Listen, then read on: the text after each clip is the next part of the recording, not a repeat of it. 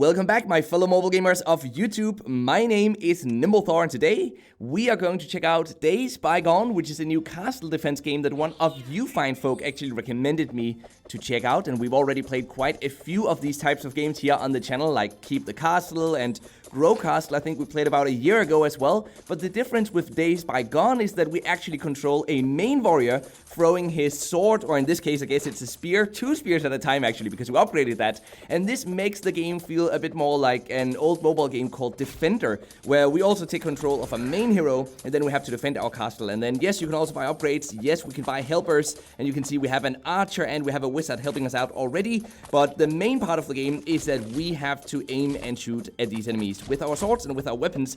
And we actually lost wave 51. That's the first wave that I've lost in a very long time, but I have also saved up a lot of gold because I wanted to show you guys the upgrading system. But before we get into all of that good stuff, I just wanted to say that I am quite liking this game already, and if you want to check it out for yourselves, you can find the download links in the description box down below this video. Now let's go have a look at what we can actually upgrade, because there's a lot to spend our gold on. So we could, for example, choose to upgrade our damage, our agility, which is how fast we are throwing new spears and new weapons. We can upgrade our health, our knockback, our mana, and you guys can see that we're even gonna unlock more different types of upgrades in the future as we continue going through these endless stages in this game. I want to upgrade the weapon damage though, so let's upgrade that a few times. You guys can see we have 17,000 gold, so we have quite a bit to spend.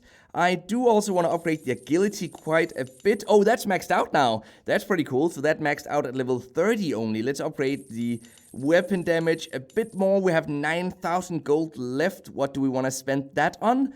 Maybe we can increase the amount of projectiles, so let's do that. So now we're throwing 3 projectiles at 73% weapon damage. That is awesome, so now we should deal quite a bit of extra damage. We do also have some new skills over here that we can choose to upgrade if we want to. I do use this Gale one quite often, but we can only upgrade it once. But you know what?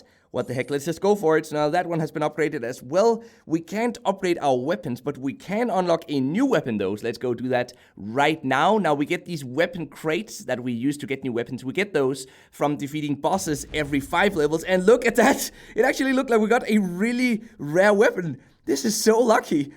Oh man, okay, so let's see what this one does. It has 8 in damage, plus 1 in agility, plus 1 projectile, and it's bouncy, whatever that means. So it bounces off the screen. We gotta try this one. So it has 2 less damage, but it does have that extra agility, the extra projectile, and some more bounce. So I think this one will deal a lot of extra damage. So with that one now unlocked, I say we also go for getting 1 new hero. Maybe we're gonna get something really great as well here. Let's see what we got.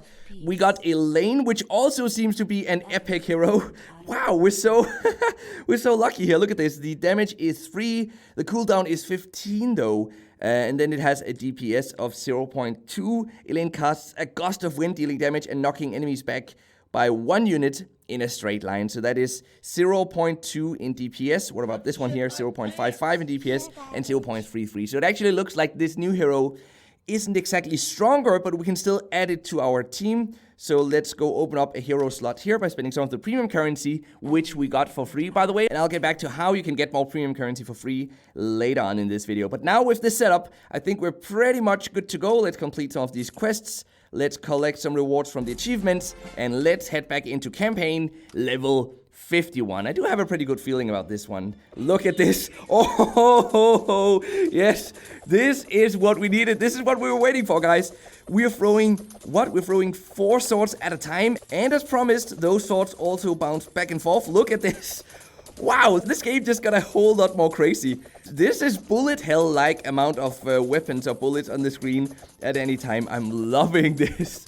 Now, Days Bygone is out on Android already, and it's coming soon to iOS, according to the game's subreddit.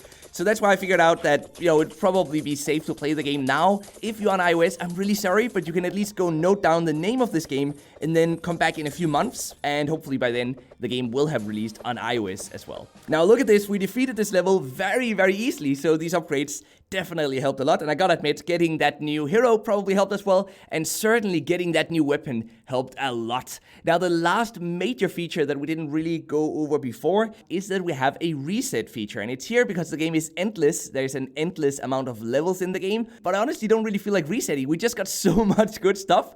So I won't be doing that, at least not for now. But it's here if you want to. And yes, when you then rewind, you're gonna get some of this new currency that you can use to unlock some new permanent stat boosts. So you probably do want to do that eventually, but I'm not going to do it right now. Now, much like in Keep the Castle and those types of castle defense games, we get premium currency, as I mentioned before, from daily quests, from achievements, and so on. And this means that we get a bit of free premium currency over time, which we can spend on buying room for more heroes in our castle, which is what we did before.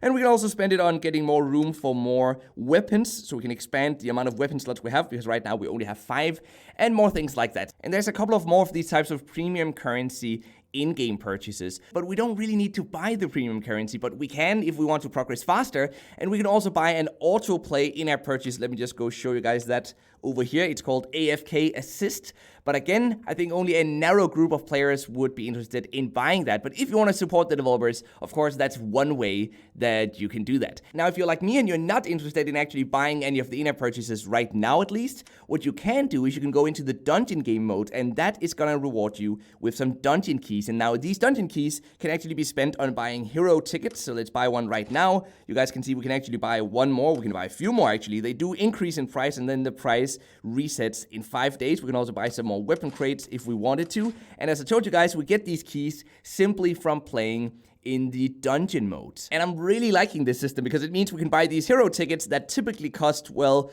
30 premium currency, which is just about half a US dollar or so, but we can buy them instead through simply using these dungeon keys. And as I told you guys before, we get into the dungeon by going up here and we select the game mode. We have 4 different game modes. 2 of them have been unlocked so far, and 2 of them will be coming later on. The next one coming up at day 60 already. But the way the dungeon works is that basically we can go into different floors, and the higher the floor level, the more difficult the level is. So what this means is we can choose to go all the way down here to, for example, floor 1 or 2, and then we can enter this one, and then we can simply let our heroes, not ourselves, but simply the other heroes, the 3 other heroes we've got with us, we can simply let them fight.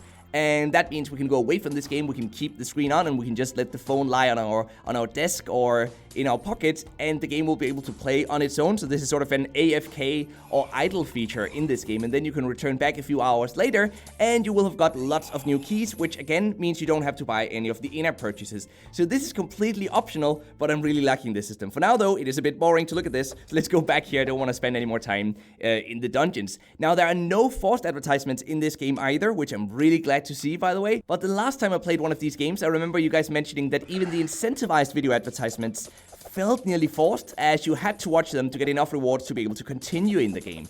So I'm glad to report that that is certainly not the case at all in Days Bygone. Now, there are some incentivized video advertisements that we can choose to watch to double up the rewards we get from completing these levels, but so far I've never felt it necessary to watch any of them, and I've actually chosen to watch those advertisements only every 5 levels to support the developers, and because that gives us one more of those weapon loot boxes that we get from defeating bosses every 5 levels. So I think that pretty much summarizes Days Bygone, which has quickly become my favorite castle defense game on mobile. Progression is nice, the monetization is fair, and I'm just enjoying the different types of game modes, and I really feel like there's so much great stuff that I still have to unlock in this game. Do let me know what you think about it in the comment section down below though, and now it's time for the mobile gaming news of the day, which is that Nintendo has now announced that Mario Kart Tour, which is the Mario Kart mobile game, will release on September 25th, 2019, and this game has been referred to as a free-to-start game, whatever that means. So it will definitely be free to download, but maybe we'll see a system like in Super Mario Run, where you have to buy an in-app purchase